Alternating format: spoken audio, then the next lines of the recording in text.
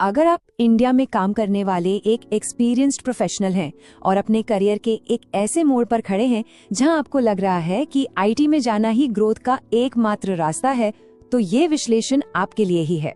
ये आपको उस भीड़ भरी दौड़ में शामिल होने से पहले एक पल रुककर सोचने पर मजबूर कर देगा। तो चलिए इस सवाल की जड़ तक चलते हैं। ये एक ऐसी कंफ्यूजन है जो आज बहुत से लोगों के मन में है। क्या आप सच में टेक्नोलॉजी के लिए पैशनेट हैं, इसलिए आईटी में जाना चाहते हैं, या कहीं आपको ये डर तो नहीं सता रहा कि आपकी मौजूदा नौकरी में कोई भविष्य ही नहीं बचा है? ये समझना, ये जानना बहुत जरूरी है।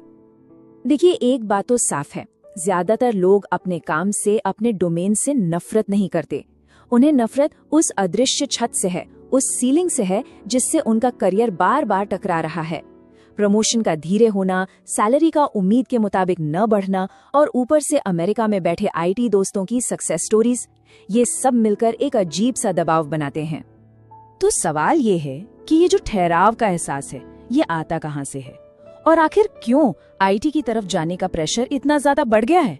चलिए उन बाहरी वजहों को समझते हैं जो इस आग में घी डालने का काम कर रही हैं। हम सबने ये महसूस किया है ना? कोई दोस्त करियर बदलकर आईटी में चला गया, लिंक्डइन उनकी सफलता की कहानियों से भरा पड़ा है और हर तरफ ऑन साइट जाने की बातें हो रही हैं। और ऐसे में अचानक हमें अपनी ही नौकरी, अपना ही तजुर्बा थोड़ा कम लगने लगता है। और इसी दबाव से जन्म होता है एक्सीडेंटल आईटी प्रोफेशनल का। जरा सोचिए, एक शानदार फाइनेंस मैनेजर जो कंपनी की पूरी फाइनेंशियल स्ट्रैटेजी बनाता है, वो अब एक entry level IT project coordinator बनकर सिर्फ टास्क लिस्ट मैनेज कर रहा है। ये वो एक्सपर्ट्स हैं जो एक बेहतर भविष्य की उम्मीद में अपनी पूरी एक्सपर्टीज को साइड में रखकर एक बिल्कुल बेसिक आईटी रोल में आ जाते हैं। हमारा आज का विश्लेषण इन्हीं लोगों पर फोकस्ड है।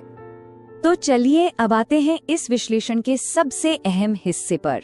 हम दो अलग अलग करियर पाथ्स की सीधी सीधी तुलना करेंगे, ये देखने के लिए कि जब कोई अपने करियर के बीच में आईटी में शिफ्ट होता है तो असल में होता क्या है। तो हमारे सामने दो रास्ते हैं। पहला रास्ता, जिसे हम पाथ ए कहेंगे, वो है अपने ही फील्ड में नई स्किल्स सीखकर एक स्पेशलिस्ट बनना, जैसे एक एचआर प्रोफेशनल का टैलेंट एक्विजिशन मैनेजर बनना। और दूसरा रास्ता, पाथ बी, वो है आईटी में जाकर एक ऑपरेशनल रोल ले लेना, जैसे कि आईटी प्रोजेक्ट कोऑर्डिनेटर। आइए इन दोनों रास्तों की फाइनेंशियल और स्ट्रेटेजिक तुलना करते हैं। अब जरा इन आंकड़ों पर नजर डालिए। हाँ, पहली नजर में आईटी की शुरुआती सैलरी शायद थोड़ी ज्यादा आकर्षक लगे, लेकिन अगर हम लंबी दौड़ की बात करें तो एक स्पेशलिस्ट टैलेंट एक्विजिशन मैनेजर की सैलरी एक सीनियर आईटी कोऑर्डिनेटर से कहीं ज्यादा हो सकती है। अपने डोमेन में प्रमोशन का रास्ता साफ होता है, स्ट्रेटेजिक होता है, जो आपको सीधा सीएचआरओ यानी कंपनी के टॉप एचआर एग्जीक्यूटिव के लेवल तक ले जा सकता है। जबकि आईटी में ये रास्ता अक्सर सर्टिफिकेशंस पर टिका होता है और थोड़ा अनिश्चित भी। ये बार चार्ट तो कहानी को और भी साफ कर देता है। आप देख सकते हैं कि ये जो नीला वाला बार है, जो टीए मैनेजर की सैलरी दिखा रहा है, वो नारंगी बार से काफी ऊपर है। इसका मतलब साफ है, एक स्पेशलिस्ट मैनेजर के तौर पर कमाने की क्षमता आईटी में एक मिडिल लेवल रोल से कहीं ज्यादा है। तो सवाल ये उठता है कि क्या बस थोड़ी सी शुरुआती बढ़त के लिए अपने लंबे समय के विकास को दांव पर लगाना समझदारी है? चलिए अब सैलरी के नंबरों से थोड़ा आगे बढ़ते हैं और ये समझते हैं कि मार्केट में इन दोनों रोल्स की असली वैल्यू क्या है। बात सिर्फ पैसों की नहीं है, बात इसकी है कि कंपनियां आपके स्किल्स को कितना महत्व देती हैं। जरा इस टेबल पर ध्यान दीजिए। अपने डोमेन में एसएचआरएम जैसे सर्टिफिकेशन आपकी स्ट्रेटेजिक वैल्यू को बढ़ाते हैं। वहीं आईटी में पीएमपी या आईटीआईएल जैसे सर्टिफिकेशन अक्सर बस एक जरूरत होते हैं, एक चेकलिस्ट का हिस्सा।